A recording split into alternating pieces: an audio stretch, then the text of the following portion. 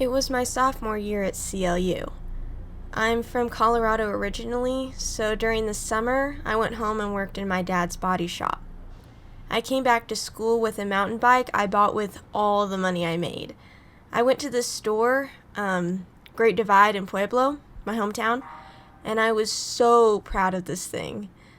I spent almost everything I made, like $700 on it, and it was literally my prized possession. I'd bike to class, to the cafeteria, even down to the Whole Foods on Moore Park. I got a lot of good riding out of that thing the first month I had it. Come October, everyone was settling into studying for midterms, and my classes were on Tuesdays, Wednesdays, and Thursdays, so I had 2 free days a week to just ride. Most people don't know this, but there's an amazing park. It's about a mile down Lynn Road as you're headed toward the mall. The entrance is kind of hard to find, but it's just inside this little neighborhood, and it's a popular spot for hikers and mountain bikers.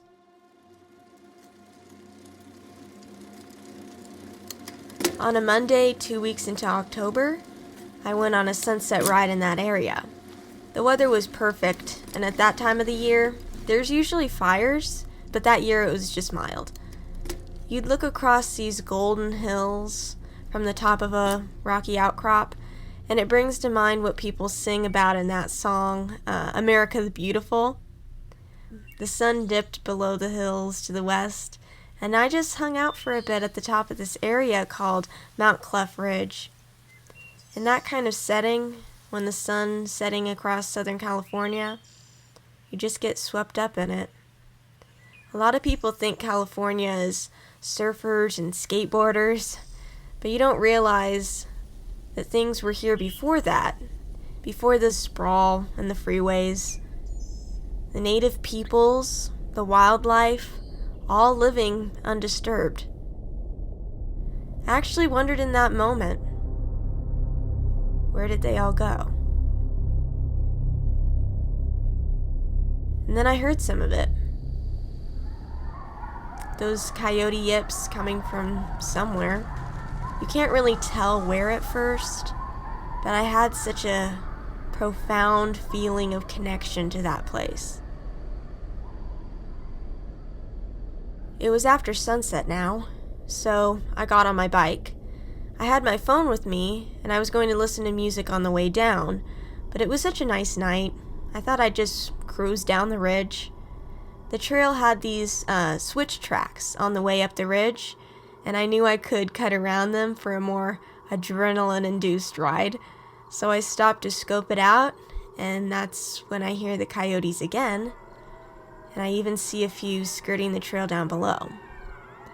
This time, they sound pretty close, but there's a lot of them. If you've ever heard coyotes that close, it's impossible to know how many there are. It's just so noisy.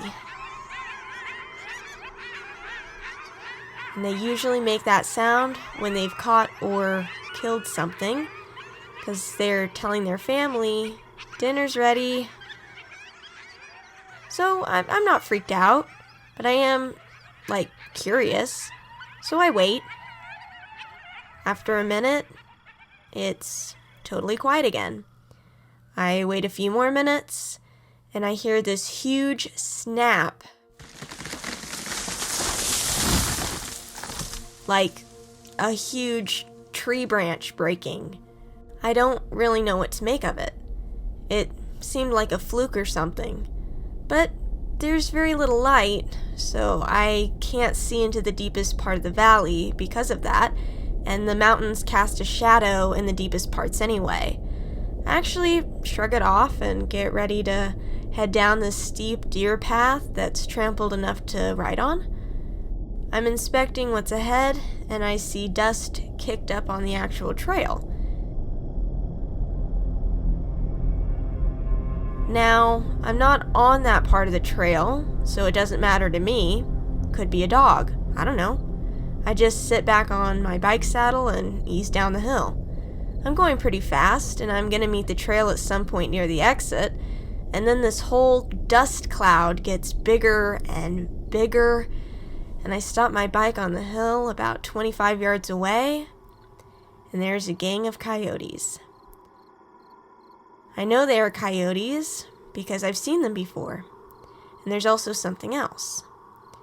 And the coyotes aren't yipping, they're growling like Rottweilers. It was intense. Behind me, I hear the brush moving a little, and right beside me, a couple of coyotes leap out of the bush towards the trail and join their friends. Now my heart is racing, 'cause that did scare me. I didn't think for a moment that I was in danger, but whatever they're after certainly was. I hear a little pitter-patter of coyote feet, and then larger scrambles of a bigger animal. I thought they had cornered a mountain lion, so I stay in the bushes listening, barely breathing. Then this atrocious, muffled scream, like something being tortured, but it's like inside a canvas bag. The pitter-patter stops, and I hear a little bit of grass move, and that's it.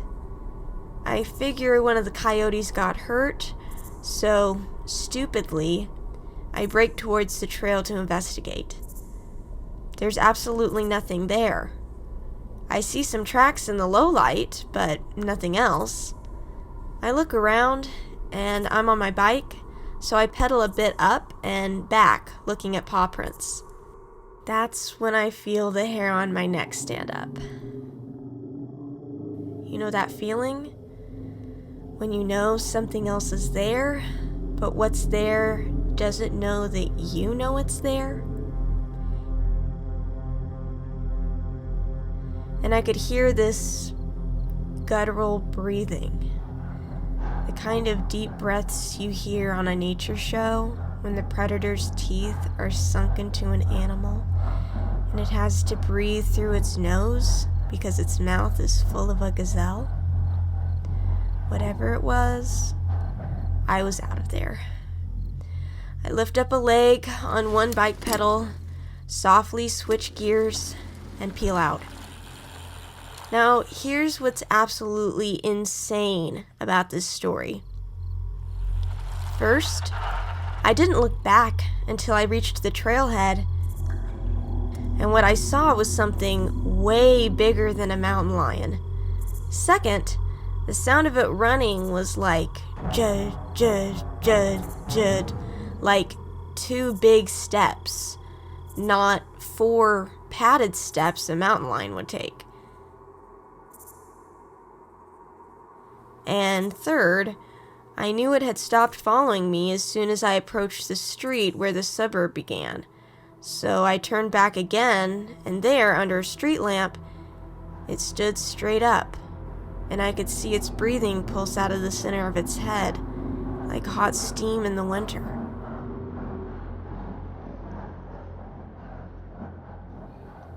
It was the scariest thing that ever happened to me.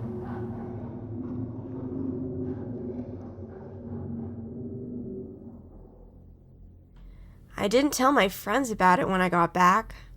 I must have looked insane when I got back into the dorms. A resident advisor stopped me and asked what was wrong, and I said, I almost got hit by a bus. I made it up. I didn't know what to say. That Friday, I went back to the park earlier in the day and found the tree that broke in the valley. It was a huge branch. Something heavy was in that tree for sure. I followed some of the broken sticks and overturned brush to spot where the coyotes were fighting on the trail. A little ways away in the brush, I found the coyote that got killed. It was covered in flies, but its head was missing. I rode up to the top of the trail and then back on Mount Clove Ridge again, heading to the spot where I had been earlier in the week. The spot where I found that little deer path to ride down. I could tell no one else had been up there but me, because I could see I was crossing my own tracks. I stopped before I got to the exact spot because right there, when I had dropped in, was the coyote's head. It was like a warning, don't go any further. I didn't. And I never went back.